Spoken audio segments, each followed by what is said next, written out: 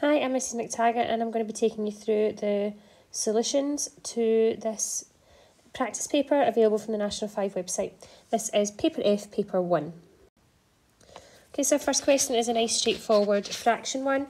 Option 1 is make them top heavy, or option 2 is just add the whole numbers first, which is what I'm going to do. So I've got 1 plus 2 is a 3. Then I'm going to do smile and kiss on the fraction parts. So 5 times 7 will give me the denominators of 35. Cross multiplying, start from the top left. 3 times 7 is 21. 5 times 4 is 20. Then I can just add together the top numbers now that the denominators match. So I have got 3 and 41 over 35. Now, 41 over 35 is greater than 1, so that gives me 1 that I can add on to the 3, making it a big 4. If you then take 35 away from 41, it leaves you 6, so you're left with 6 over 35. So the final answer is 4 and 6 over 35. You could also leave that top heavy if that's your preference, so leaving that top heavy would be 146 over 35. Okay, question 2 is a two-part factorising question, so hopefully you should recognise the top one. Every single thing is a square term, so this is a difference of two squares. The square root of 4 is 2, so this gives you 2x minus y and 2x plus y. For part B, you will recognise your top line. We have already done the top line, so I'm going to rewrite that as our two brackets. The bottom line, we then check to see if that can factorise, because this is one of the questions where you look for something cancelling down. The bottom line has a common factor of 3, leaving you with a 2x plus 3y. So these two will cancel out, and your final answer will be 2x minus y all over 3. With or without the brackets in the top line, that doesn't matter. Okay, so this is your classic comparison of two scenarios, standard deviation question. They've just put it into paper 1 and want you to write your comments. So I've already typed out like a nice, like kind of fill in the blanks kind of sentence. We're looking at the results before and after. If you look at the mean has gone down, so that means the average number of cigarettes everyone smokes has gone down, but the standard deviation has gone up, so that means your numbers are more spread out that were in the sample. So your sentence has to talk about smoking, because that's what the question is about. And your first sentence, you change the word mean to average. So after attending the course, I always go with the second scenario. So after attending the course, the average number of cigarettes smoked has, now it's gone down. So you could either say improved, or you can say it has decreased or gone down. Okay, so I'm just going to use decreased. The number of cigarettes smoked by people now is, now because the standard deviation is higher, that means the numbers are more varied. So we say it is now more varied. So obviously the course won't have worked for some people, so there'll still be some high numbers, but it will have worked for some others, so there will be some lower numbers. So that kind of makes sense. Next question is your equation of a straight line, but it's from a scatter graph. Now the coordinates aren't very obvious in this one, but they have told you that someone with a film score of 9 has a sports score of 21, so that's your coordinate, 9, 21, and your second coordinate will be 15, 33. So we're going to go find the equation as normal. So the gradient is your y2 minus y1, so 33 minus 21, all over, subtract your x's, 15 take away 9. So that gives you, oh, that should have been 21 there. So that gives you 12 over 6. Now simplify that down, 12 over 6 is just 2. So my gradient is 2. I don't have a c value, so I'm going to have to use the other equation of a straight line. I'm going to have to use the y minus b one. I'm just going to try and squeeze this in here. So using y minus b equals mx minus a. Pick a coordinate and label it a, b. I'm going to go for the first one. I'm going to go for the 921 one. So y minus 21 equals 2 bracket x minus 9. That's just subbing in one of the coordinates. It doesn't matter which one you choose. Multiply out your bracket. That gives you 2x minus 18. Take the 21 over. So that becomes plus minus 18 plus 21 is plus 3.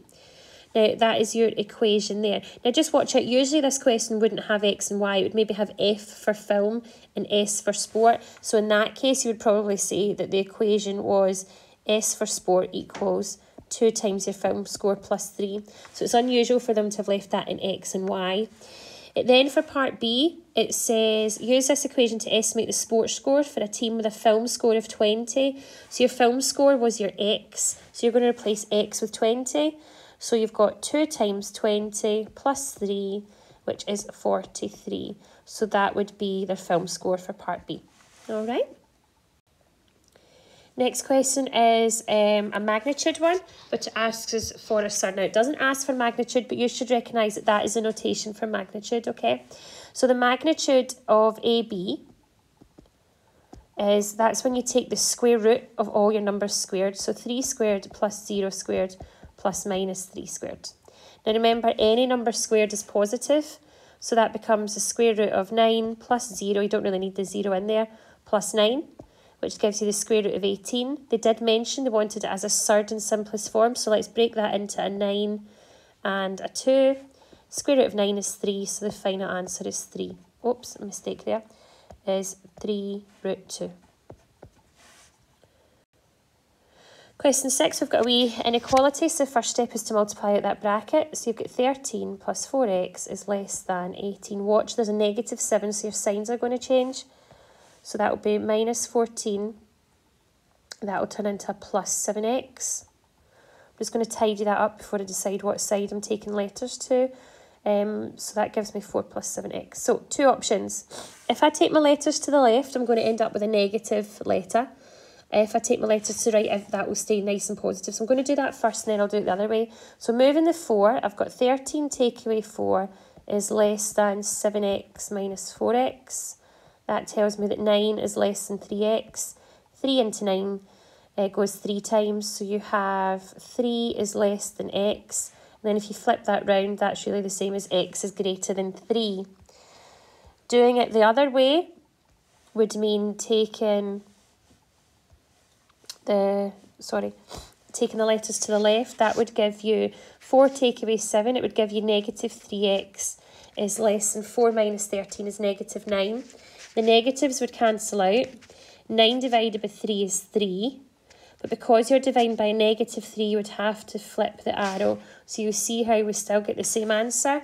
I just think it's nicer to keep your letters positive, but that is up to you, okay? Question 7, we have the graph of y equals x squared, and it has been moved into this new position. Write down the equation of the graph. So the first thing I'm going to do is write down the turning point. So my turning point is minus 4. No, it's not, sorry. My turning point is, classic mistake, is a long 1 down 4. So that is my turning point. Now, the standard form of these is like this. So your turning point is your B and your C value, right? So the bit in the bracket is your number 1, but you have to decide, is it plus 1 or minus 1? Now, because it has moved into the positive direction, you put the opposite in the bracket, so you put a minus in. So that is x minus 1 all squared, and then it's moved down 4, so minus 4 on the end. So that is your equation. Question 8, we're told about a straight line. We ask the gradient. You can't read off the gradient unless this is in the form y equals mx plus c, so we're going to rearrange this. That will become negative x on the other side, plus 6. Then if I half each number, remember there's a secret 1 in front of that x, so that's minus a half x. 6 divided by 2 is 3. So there's the equation of a line. So your gradient is whatever is in front of the x. So the gradient is minus 1/2. It then tells you this line crosses the axis at 0, c, find the value of c. Well, they're just asking for your y-intercept. So the c value is this. So c equals 3. The y-intercept is 0, 3. Okay. Question 9, we have missing angle question. It wants the size of angle PQR. So I'm just going to mark that on, and then I'm going to enlarge this a bit. We're told there is a tangent, so that means we're looking for a 90 degrees somewhere.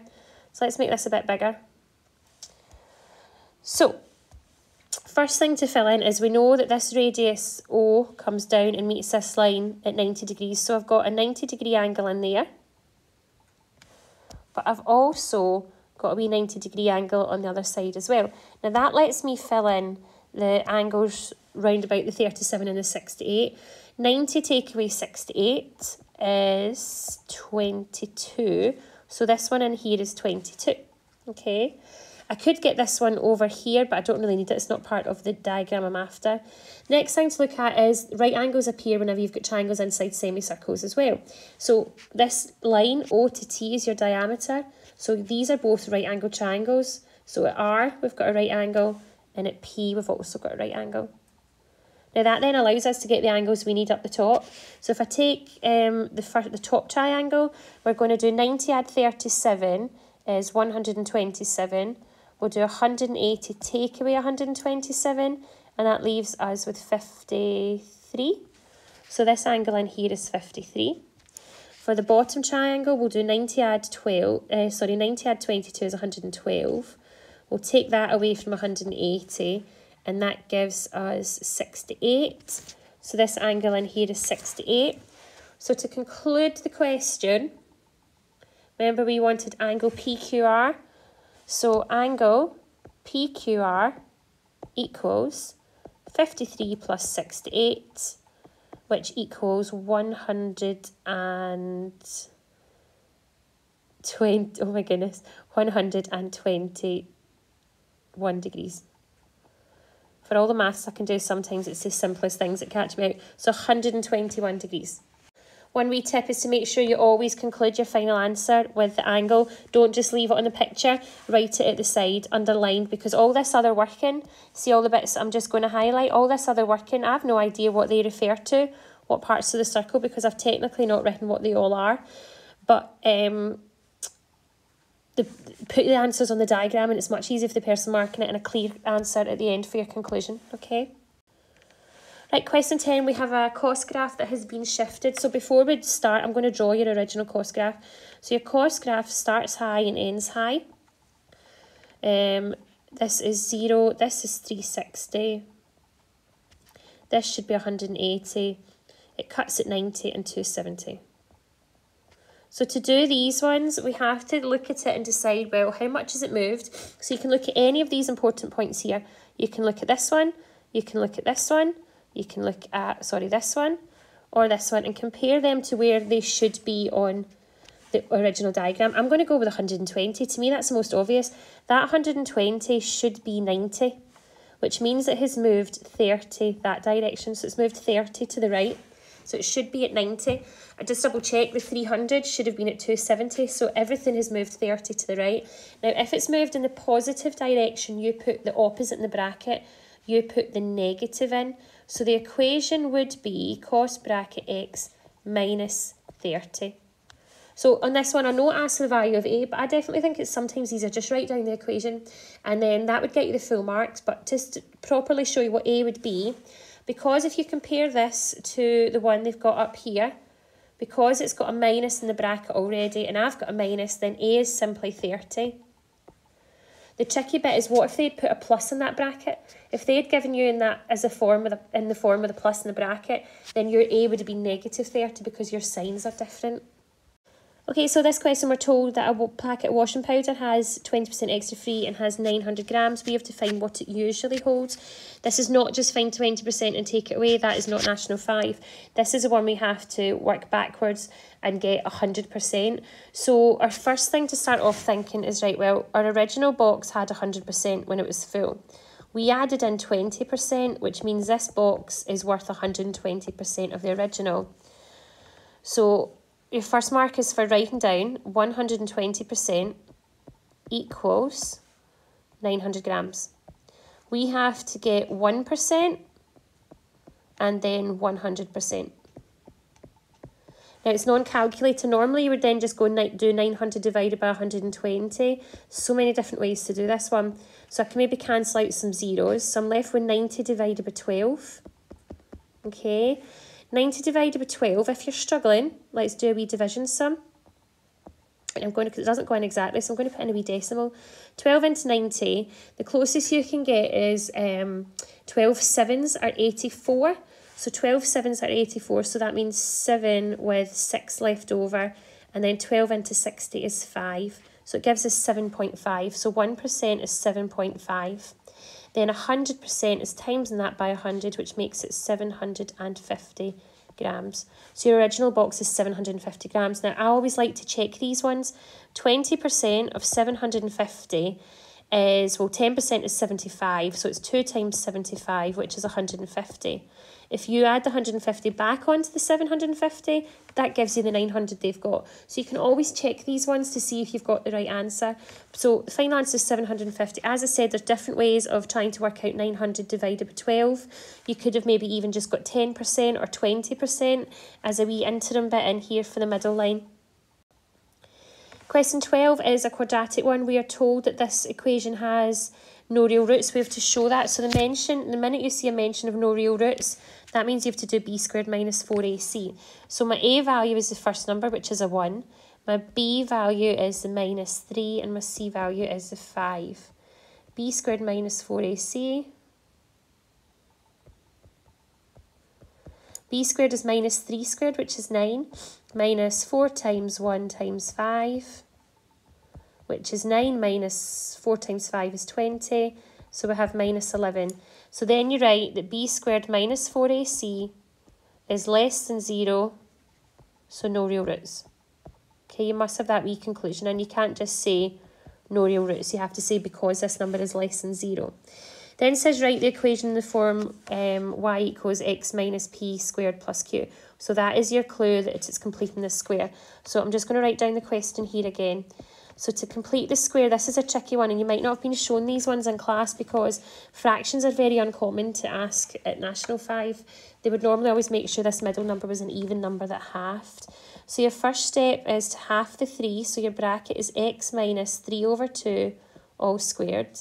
You then take away whatever 3 over 2 squared is. Now 3 over 2 squared is the same as 3 over 2 times 3 over 2, or square the top, square the bottom, which is 9 over 4.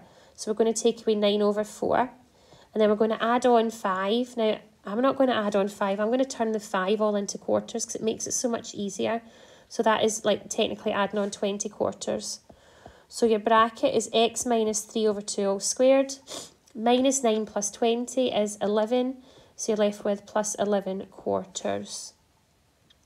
Part C asks you to sketch the diagram, showing clearly the point of intersection with the y-axis, right? Okay, so to sketch this, first off, we know because it says positive x squared, we know that this is a smiley face quadratic. So this is the shape of my quadratic here. Okay, your turning point we can get from the completing the square form. So your turning point, negative 3 over 2 becomes positive 3 over 2 and plus 11 over 4, so 11 over 4. So your turning point is in the positive quadrant, so your turning point is somewhere in here, right? So I'm just going to write on that my turning point is along 3 over 2, and that gives me that bit, and this number here would be 11 over 4. You could also mark that on the diagram, but I didn't leave myself enough room there for that. Okay, next thing I have to do is, I'm not happy with how small that is. Next thing you have to do is find out where it cuts the y-axis. Now, any coordinate on the y-axis is along 0 up something. So x is 0. So if I go back to the original equation up here, what I'm going to do is into this equation, I'm going to sub in the number 0. Now, if I sub in 0, that gives me 0, take away 0, plus 5. So basically the number at the end is your y-intercept, a bit like in the equation of a straight line. So the place where it cuts on the y-axis is 5. So that's what they're looking for in the diagram of that one. I didn't like that question because it had fractions, which completing a square shouldn't in that 5, and nobody likes drawing quadratics other than maths teachers. Okay, our final question of the paper is going to bring in some very basic first year maths knowledge about area of triangles.